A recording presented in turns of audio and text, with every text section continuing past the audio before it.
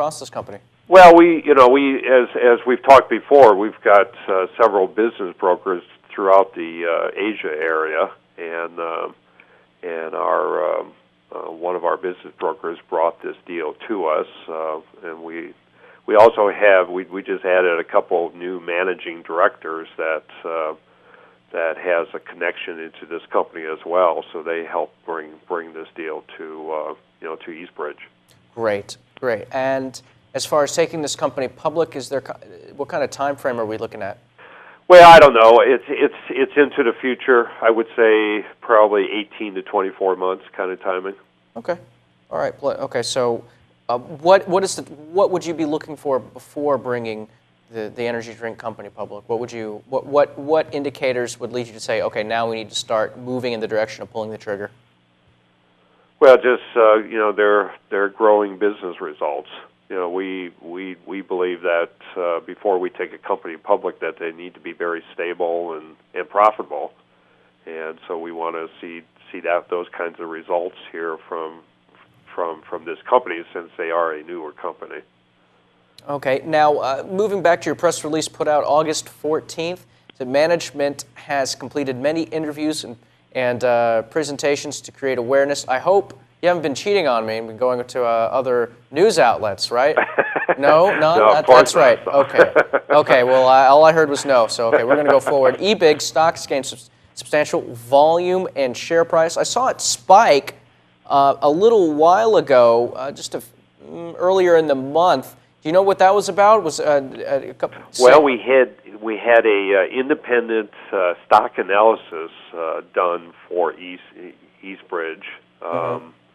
That came out with a research report that indicated that our target price should be, a lot higher than what our current price is. The target price out of that report was 51 cents per share, based just on our current clients, and that was before we did a couple of the investments for, that we just talked about, the sports drink company, as well as we invested in a wine company as well out of Australia. That report was done before those two investments were done, and the target price was 51 cents per share, and so that certainly gave us a nice boost there for a while. With that additional shares, million shares restricted, quick question, how many shares outstanding and how long are those shares restricted for? The shares are restricted for 1 year. 1 year, okay.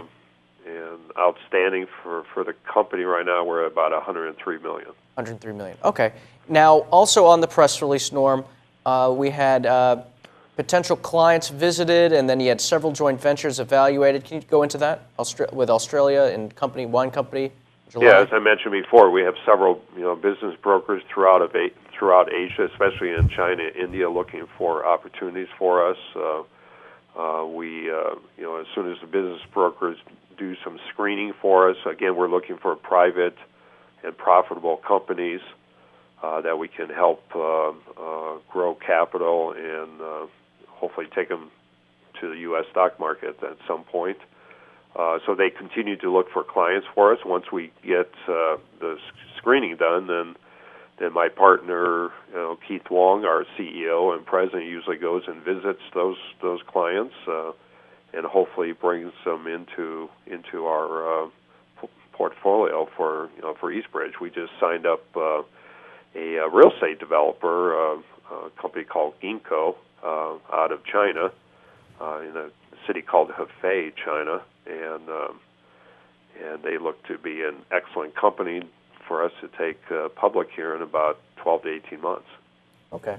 And we discussed this too before we had you on, but I want you to talk about it to the viewers. And the reason for this said that we're not recognizing certain revenues and we're being conservative on the balance sheet about certain projects. Can you go over that? Yeah, all of the clients that we're signed up with or have contracts with have significant value because again, we're looking for private companies that are stable and profitable, and so they currently have significant value that we own currently anywhere from 10 to 20%, depending on who the client is, and so we have significant asset value in many of these clients, and there's a huge discussion going on with the financial world, especially with the SEC, et cetera, as to what you can claim as revenues and assets, before you actually take a company public. And so we're still in discussion with that, with our accountants and auditors and so forth. But we, as a management group, has selected, at least at this time, not to recognize any of those, recognize any of that value that we currently own in those companies until we get a little bit closer to the time that we actually take them public. And we just think that's the most conservative and best approach at this time. Okay, hey Norm, we have about 1 minute left, so I want you to take 30 seconds real fast and tell us about Fiber One. Fiber One is one of our subsidiaries that we established in China, actually in Hong Kong, and they provide service to the fiber optics industry, calibration and maintenance kind of service.